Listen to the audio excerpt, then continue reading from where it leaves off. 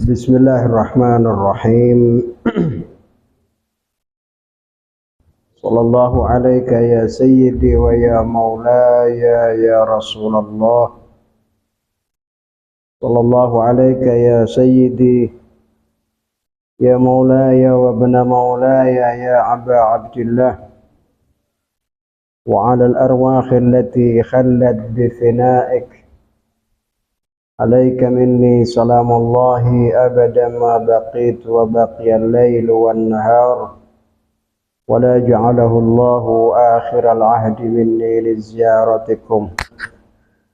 السلام على الحسين وعلى علي بن الحسين وعلى أولاد الحسين وعلى أصحاب الحسين ورحمة الله وبركاته. إخوان rahimakumullah, pada malam hari ini kita akan berbicara sedikit tentang peristiwa Arba'in. Kenapa kita ini harus memperingati hari ke-40 dari terbunuhnya Al-Imam Al-Husain alaihi salatu wassalam? Dan itu hanya arba'innya Imam Husain alaihi salatu wassalam. Sementara para imam yang lain tidak ada istilah yang dinamakan dengan hari ke-40 dari wafat mereka atau dari syahadah mereka. Yang ada hari ke-40 dan itu diperingati oleh seluruh pecinta ahli bait Rasulullah sallallahu alaihi wasallam seluruh dunia hanyalah Al-Imamul Husain alaihi salatu wassalam. Lalu siapakah sebenarnya yang orang pertama kali melakukan ziarah arba'in untuk Al-Imam Al-Husain alaihi salatu wassalam? Dua hal ini yang ingin coba kita akan bicarakan. Yang pertama, kenapa kita memperingati hari arba'in Al-Imam Al-Husain alaihi salatu wassalam? Jawabannya adalah satu, bahwa kebangkitan yang dilakukan oleh Al-Imam Al-Husain alaihi salatu wassalam menceritakan, menjelmakan atau menggambarkan sebuah pengorbanan yang amat agung di jalan Allah Subhanahu wa taala. Al-Imamul Husain alaihi salatu wassalam mengorbankan semua yang dimilikinya, hartanya, jiwanya, keluarganya, untuk mempertahankan prinsip-prinsip agama dan nilai-nilai keagamaan. Itulah yang dilakukan oleh Al-Imamul Husain alaihi salatu wassalam. Yang kedua, bahwa memperingati 40-nya Imamul Husain alaihi salatu wassalam atau hari ke-40-nya Imamul Husain alaihi salatu wassalam sebenarnya adalah kesempatan untuk merenungkan sejarah dan perjalanan kehidupan Al-Imamul Husain alaihi salatu wassalam. Jadi memperingati hari ke-40-nya Imamul Husain alaihi salam itu sebenarnya adalah kesempatan kita untuk merenung lebih jauh tentang apa yang dilakukan oleh Al-Imamul Husain.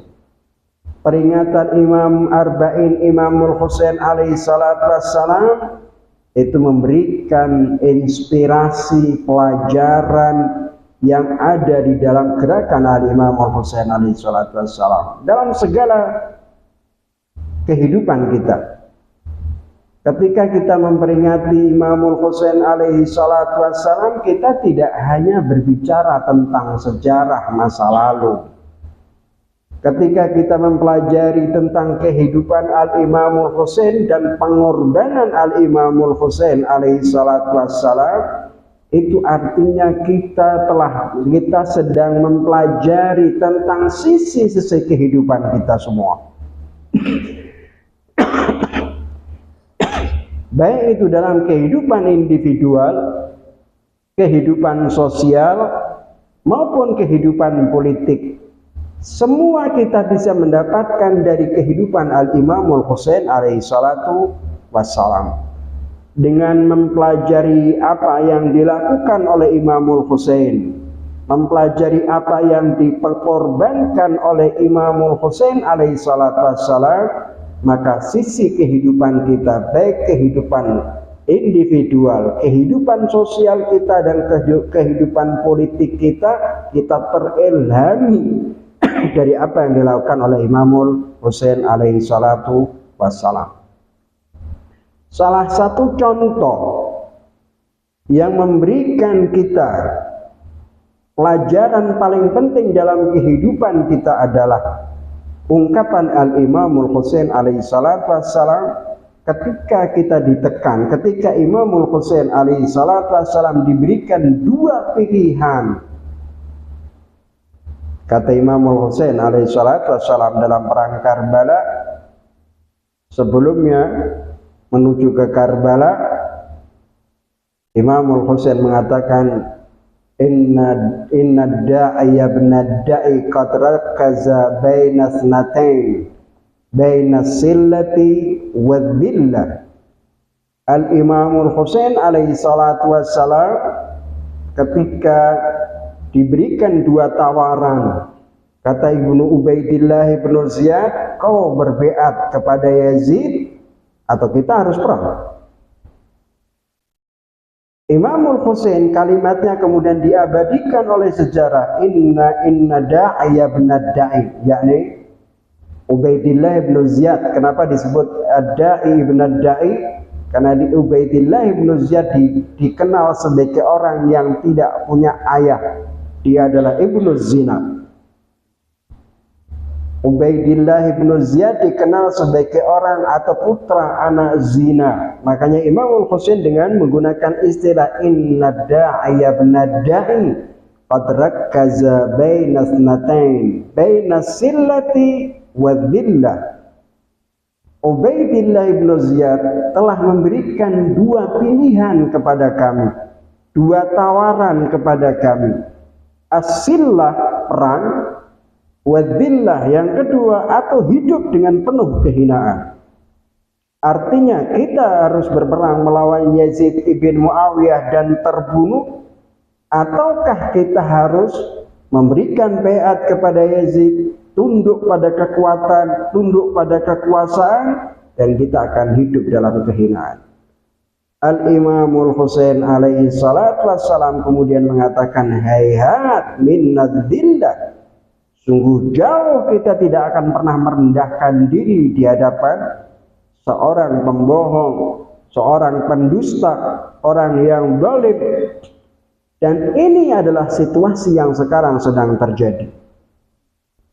Anda tahu, di seluruh dunia hampir semua negara ditekan oleh Amerika untuk tunduk kepadanya. Arab Saudi, Emirat Arab, seluruh Liga Arab, bahkan termasuk Lebanon, Irak, dan lain sebagainya. Tetapi yang menolak dikte-dikte atau menolak tekanan-tekanan dari Amerika dan Israel hanyalah orang-orang yang mencintai Al-Imamul Husain alaihi salatu wassalam. Hizbullah menolak untuk menyerahkan senjatanya. Hashdu Sya'bi yang di Irak menolak untuk melucuti senjatanya. Dan Iran bahkan sama sekali. Termasuk diantaranya adalah Yaman. Kenapa keteguhan ini mereka lakukan? Dan kenapa termasuk diantaranya Palestina yang sedemikian dahsyat dibunuh? Bahkan seluruh negara Arab memboikot, perbatasan ditutup oleh mereka. Mereka terbunuh. Mereka tidak bisa makan, tidak ada minum, tidak ada air yang bisa masuk ke Gaza. Tetapi Palestina tetap teguh, Palestina tetap bertahan diri dikarenakan ia tidak akan pernah menyerah kepada kezaliman. dan itu yang dilakukan oleh Al-Imamul Husain alaihi salatu wassalam. Prinsip-prinsip ini hanya ada pada Imamul Husain, dan prinsip-prinsip semacam ini hanya orang-orang yang mencintai Imamul Husain dan Ahlul Bait Nabilah yang bisa menerapkan kehidupan semacam ini. Berapa banyak orang yang diancam, ketakutan, dan kemudian dia harus menyerahkan diri, suruh sujud dan tunduk. Tapi bagi kita pecinta Ahlul Bait alaihi wassalatu wassalam, hayhat min adillah, kita tolak, kita pantang untuk menyerah atau hidup dalam kehinaan. Itulah yang dilakukan oleh Al-Imam Al-Husain dan sahabat-sahabat Imamul Husain alaihi salatu wassalam.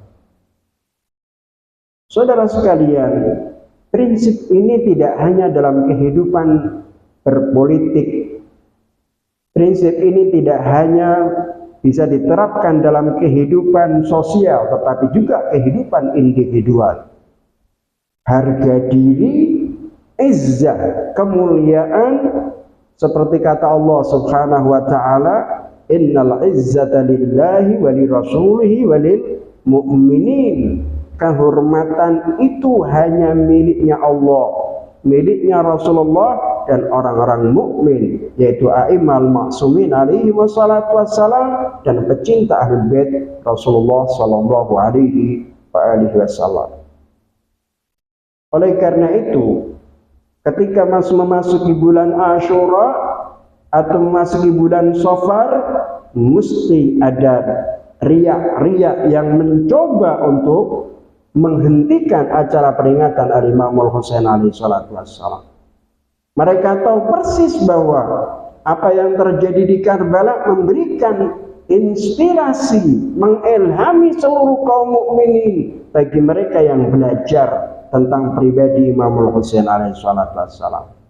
Upaya untuk membubarkan, upaya untuk melarang dan lain sebagainya, karena ini dianggap berbahaya bagi kekuatan hegemoni Amerika dan Israel. Saudara sekalian yang dimuliakan oleh Allah Subhanahu wa taala. Jadi yang kedua adalah memperingati Imamul Husain dalam 40 hari, sebuah kesempatan kita untuk merenungkan perjalanan kehidupan Imamul Husain dan mengambil pelajaran yang sangat berharga yang terkandung di dalam perjalanan kehidupan Imamul Husain, yang kemudian kita bisa menerapkan dalam semua sisi kehidupan kita, baik kehidupan individual, kehidupan sosial, maupun kehidupan politik. Yang ketiga, di dalam memperingati Arba'in ke-40 atau hari ke-40-nya Imamul Husain alaihi salatu wassalam, dan menurut saya ini adalah yang paling penting, yaitu tajdidul bai'ati wal ahad. Memperbarui baiat, memperbarui kesetiaan kita kepada Al-Imamul Husain alaihi salatu wassalam. Al-Imamul Husain alaihi salatu wassalam artinya ketika kita memperingati Arba'in Imamul Husain, kita ini berbaiat kepada imam. Bagaimana kita baiat kepada imam sedang imam sudah meninggal dunia? Al-Imamul Husain sudah terbunuh, iya. Dan sejarah membuktikan itu, dikuburkan di Karbala. Tetapi manhaj, cara yang dipakai, metode dalam perjuangan yang digunakannya tidak pernah mati. Dan oleh karena itu ketika kita memperingati hari ke-40-nya Imamul Husain alaihi salatu wassalam, itu artinya bahwa kita sedang memperbarui baiat kita, memperbarui kesetiaan kita, bahwa kita akan berjalan di atas jalannya Al-Imamul Husain alaihi salatu wassalam, bahwa kita akan melangkah di jalan yang pernah dilalui oleh Al-Imamul Husain alaihi salatu wassalam. Rasul sallallahu alaihi wasallam ketika berbicara tentang Imamul Husain alaihi salatu wassalam, beliau mengatakan Al-Husain misbahul huda wa safinatul najah. Husain alaihi salatu wassalam adalah misbahul huda, lentera petunjuk. Artinya barang siapa atau siapapun yang melangkah di jalannya Al-Imamul Husain alaihi salatu wassalam, maka dia berada dalam petunjuknya Allah subhanahu wa ta'ala. Mereka siapapun yang berjalan di dalam metode yang dipakai Imam Husain, di jalan yang dilalui oleh Imamul Husain, maka berarti dia berada dalam petunjuknya Allah subhanahu wa ta'ala. Dan barang siapa yang berada di jalannya Imamul Husain, maka dia berada dalam safinah, yaitu kapal atau bahtera yang bisa akan terselamatkan di akhirat nanti, di dunia dan di akhirat. Safinatun najah, misbahul huda wa safinatun najah, innal Husaina misbahul huda wa safinatun najah, bahtera penyelamat. Jadi di hari ke-40 Imamul Husain alaihi salatu wassalam, itu artinya kita berbaiat, memperbarui baiat kita dan kesetiaan kita kepada Imamul Husain alaihi salatu wassalam. Bukan pada pribadi Imam Husain yang beliau sudah meninggal, tetapi bahwa kita berjanji setia terhadap jalan yang dilalui oleh Imamul Husain alaihi salatu wassalam. Terutama sekali adalah di dalam memerangi kezaliman dan kerusakan moral. Anda bisa tahu, Anda bisa bayangkan bahwa sekarang dunia ini diliputi oleh kezaliman yang sangat dahsyat. Orang yang membela Palestina dianggap mengkhianati. Orang yang demo membela Palestina dianggap sebagai teroris, macam-macam dan lain sebagainya. Dunia sudah terbalik. Kebenaran sudah menjadi sesuatu yang terbalik. Kebatilan seakan menjadi kebenaran dan kebenaran menjadi kebatilan. Itulah sekarang ini. Tetapi bagi mereka yang memahami tentang perjalanan Al-Imamul Husain alaihi salatu wassalam, dia akan tahu mana yang benar dan mana yang salah. Mereka akan tahu persis siapa yang zalim dan siapa yang didolimi. Mereka akan tahu apa yang harus dia lakukan dan apa yang harus tidak dilakukan.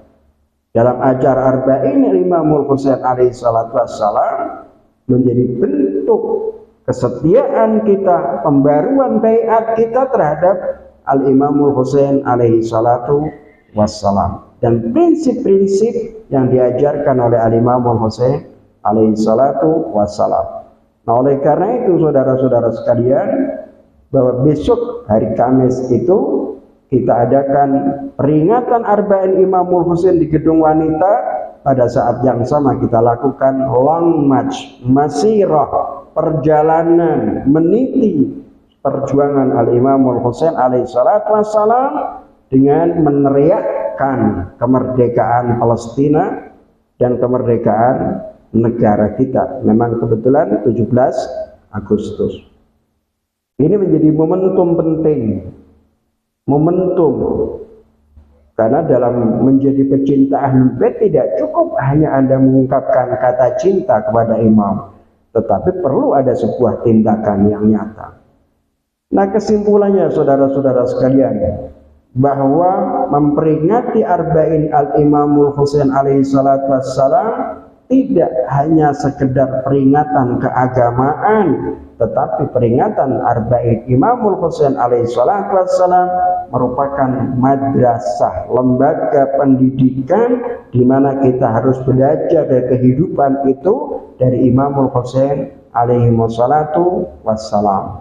Jadikanlah kehidupan kita ini dengan kehidupan dan cara pola hidup Imamul Husain alaihi salatu wassalam. Tetapi kenapa Arba'in itu hanya Imam Husain? Para imam-imam yang lainnya tidak ada. Banyak ulama yang menjelaskan kenapa harus kata Arba'in, kenapa harus 40. Ada pembahasan tersendiri tentang rahasia hitungan 40 hari. Ada pembahasan tersendiri baik dalam Al-Quranul Karim dan lain sebagainya. Nanti kita di lain waktu kita akan bahas. Saudara sekalian, terakhir adalah siapakah sebenarnya orang yang pertama kali mengadakan ziarah Arba'in atau peringatan Arba'in Imamul Husain alaihi salatu wassalam. Dalam sebuah riwayat, pertama kali orang yang berziarah ke kubur Imamul Husain alaihi salatu wassalam yaitu Jabir bin Abdullah Al-Ansari. Setelah Imamul Husain terbunuh dan kemudian keluarganya ditawan sampai ke Syam, ke Suriah, maka kemudian saat itulah Jabir bin Abdullah Al-Ansari berusaha untuk menziarahi kuburnya Al-Imamul Husain alaihi salatu wassalam. Jabir bin Abdullah Al-Ansari dikenal sebagai sahabat Nabi yang memiliki usia paling panjang. Bahkan sampai pada zaman Al-Imam Muhammadul Baqir alaihi salatu wassalam. Paling panjang usianya dan paling tua. Semua sahabat Nabi sudah meninggal kecuali Jabir bin Abdullah Al-Ansari.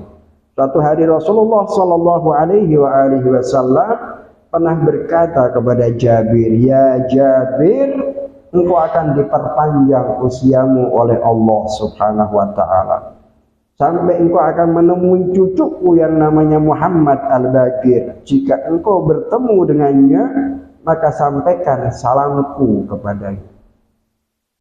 Jabir bin Abdullah Al-Ansari seorang sahabat yang memiliki kecintaan dan loyalitas yang sangat tinggi kepada Rasulullah dan keluarga Rasulullah sallallahu alaihi wasallam. Dalam ziarah, dalam sebuah kesempatan Imam Muhammadul Baqir alaihi salatu wassalam, dia bercerita bagaimana ketika Jabir bin Abdullah menyampaikan salam kepadanya. Dalam kondisi yang sudah tua rentak, beliau menemui Imam Muhammadul Baqir sambil berkata, "Wahai putra Rasulullah, kakekmu Muhammad pernah berwasiat kepadaku agar aku menyampaikan salamnya kepadamu, dan salam ini pun aku sampaikan kepadamu." Tak lama kemudian Jabir bin Abdullah meninggal dunia karena pesan Rasulullah sallallahu alaihi wasallam. Jabir bin Abdullah Al-Ansari ini, dia datang ke Karbala karena dia tinggal di Kufah. Dia menuju Karbala dan masuk di Karbala persis pada tanggal 20 Safar. Saat itu, sebagaimana riwayat oleh Al-A'mash Ibn Atiyah Al-Kufi, A'mash bin Atiyah Al-Kufi adalah salah satu orang yang setia kepada Jabir bin Abdullah Al-Ansari. Dia mengatakan, saat itu aku keluar bersama Jabir bin Abdullah Al-Ansari untuk berziarah ke kubur Imamul Husain alaihi salatu wassalam. Tepat pada tanggal 20 Safar. Kalau dihitung dari setelah terbunuhnya Imamul Husain pada tanggal 10 Asyura, maka berarti tanggal 20 Safar berarti mencapai 40 hari. Lalu A'mash bin Atiyah Al-Kufi, dia mengatakan saat itu kemudian Jabir bin Abdullah Al-Ansari mandi di Sungai Furat. Kemudian dia memakai pakaiannya dengan pakaian yang melintang seperti halnya orang yang pergi ke nuju pakai apa, izar, yaitu seperti orang yang menggunakan ihram. Kemudian dari Sungai Furat itu Jabir bin Abdullah Al-Ansari berjalan kaki menuju kubur Imamul Husain alaihi salatu wassalam. Tentu kuburan Imamul Husain saat itu belum terbentuk. Dia dikuburkan sebagian masyarakat, ada yang mengatakan dikuburkan Imam Husain dikuburkan oleh Imam Ali Zainal Abidin alaihi salatu wassalam dalam berbagai riwayat. Tubuhnya Imamul Husain sebagian masih berserakan. Tetapi tanda kuburan itu sudah dibuat dan dibentuk. Beberapa sahabat Imamul Husain juga sudah dikuburkan. Tetapi pengkuburan itu tentu tidak teratur. Jabir bin Abdullah Al-Ansari, dia berjalan kaki dari Sungai Furat menuju ke kuburan Imamul Husain alaihi salatu wassalam. Dan setiap langkah dia tidak akan melangkahkan kakinya kecuali dia berzikir kepada Allah Subhanahu wa taala. Sampai kemudian Jabir bin Abdullah Al-Ansari mendekati kuburan Imamul Husain alaihi salatu wassalam. Anda bisa bayangkan kalau kuburan Imamul Husain sekarang ini sudah terbangun sedemikian rupa, itu sudah dibangun berapa puluh kali. Pernah dihancurkan oleh Wahabi, pernah diratakan oleh Wahabi, kemudian dibangun kembali. Artinya sudah dibangun sekian puluh kali. Tetapi setelah 40 hari dari terbunuhnya Imam Husain, kita masih bisa bayangkan padang pasir Karbala hanyalah terlihat tanda-tanda kuburan, tidak lebih daripada itu. Tidak ada nisannya, tidak ada sesuatu yang menggambarkannya sebagai kuburan yang mulia. Karena saat itu telah terbunuh, kemudian seluruh keluarganya dibawa, dijadikan tawanan menuju Syam, menuju Damaskus, Suriah. Dia kemudian ketika dia mendekati kuburan Imamul Husain alaihi salatu wassalam, karena dia sudah tua, dalam riwayat dia memanggil Al-A'mash ibn Atiyah Al-Kufi. Dia bilang, ya Atiyah, peganglah tanganku dan kemudian taruhlah tanganku di kubur Imamul Husain alaihi salatu wassalam. Kemudian tangan itu ditaruh di kuburan Al-Imamul Husain alaihi salatu wassalam. Jabir bin Abdullah Al-Ansari, dia sujud di kuburan itu dan kemudian dia pingsan. Dia pingsan di kuburan Al-Imamul Husain alaihi salatu wassalam. Kenapa? Kecintaannya beliau Jabir bin Abdullah kepada Imamul Husain sedemikian dahsyat dan sedemikian dalamnya sehingga dia tak mampu untuk menahan diri. Dalam riwayat, Atiyah kemudian mengambil air untuk menyadarkan Jabir bin Abdullah Al-Ansari. Ketika Jabir bin Abdullah Al-Ansari sudah sadar, Jabir mengucap kalimat yang sangat menyayat hati sambil menangis. Jabir bin Abdullah mengatakan, ya Husain, ya Husain, ya Husain.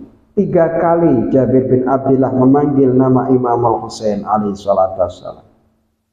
Wahai sang kekasih, kenapa engkau tidak menjawab kepada kekasihnya?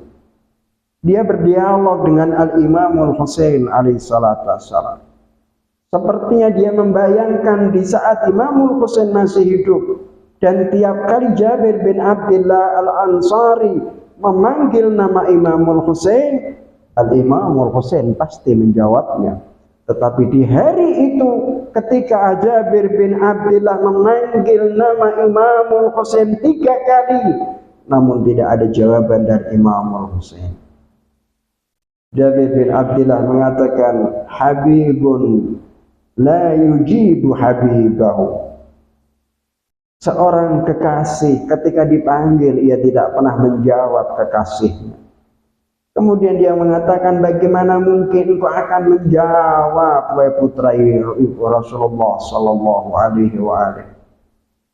Lehermu telah terputus. Engkau telah dipisahkan antara kepala dan badanmu telah dipisahkan. Dan sungguh aku bersaksi bahwa engkau adalah putra dari Sayyidun Nabiyyin, putra dari seluruh pemimpin para nabi. Wa ibnu Sayyidil Wasiyyin, aku bersaksi engkau adalah putra dari seluruh sayyid pemimpin para wasi, Al-Imamul Husain alaihi salatu wassalam. Cerita ini panjang sekali dan Anda bisa merujuk dalam sejarah bagaimana Jabir bin Abdullah Al-Ansari sampai kemudian bertemu dengan Imam Ali Zainal Abidin di saat Imam Ali Zainal Abidin seluruh tawanan dari Syam menuju Madinatul Munawwarah melewati Karbala, dan kemudian Imam Ali Zainal Abidin minta untuk diampirkan untuk menuju ke Karbala melihat kuburan ayahnya Al-Imamul Husain alaihi salatu wassalam. Saat itulah mereka berjumpa dengan Jabir bin Abdullah Al-Ansari. Pertanyaannya adalah, apakah benar bahwa Jabir bin Abdullah Al-Ansari niatnya berziarah 40 harinya Imamul Husain alaihi salatu wassalam? Sebagian orang mengatakan tidak. Sebagian mengatakan niat Jabir bin Abdullah bukanlah ziaratul arba'in, tetapi tujuan daripada Jabir bin Abdullah adalah niatnya berziarah kepada Imamul Husain alaihi salatu wassalam yang tepat pada saat itu tanggal 20 Safar, yang berarti 40 harinya Al-Imam Al-Husain alaihi salatu wassalam. Ala kulli hal, para imam al-ma'sumin alaihi salatu wassalam setelah itu kemudian para ulama juga demikian, mereka melakukan ziarah arba'in al-Imamul Husain hingga berjalan sampai sekarang ini. Bahkan Al-Imam Hasan Al-Askari, salah satu tanda keimanan seseorang adalah salah satu diantaranya ziaratul arba'in, berziarah kepada Imamul Husain alaihi salatu wassalam di hari 40 adalah tanda bahwa orang itu beriman kepada Allah subhanahu wa ta'ala. Mudah-mudahan Allah subhanahu wa ta'ala memperpanjang usia kita, sehingga besok di hari arba'in Imamul Husain kita bisa melaksanakan dengan cara yang baik.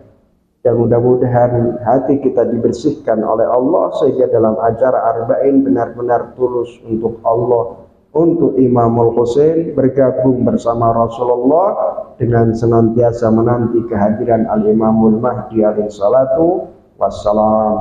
Mudah-mudahan setiap langkah besok hari Kamis itu, baik dalam perjalanan long march maupun acara arba'in di gedung wanita, benar-benar untuk Allah wa Rasul sallallahu alaihi wasallam. Wa akhirul kalam, wassalamu alaikum warahmatullahi wabarakatuh.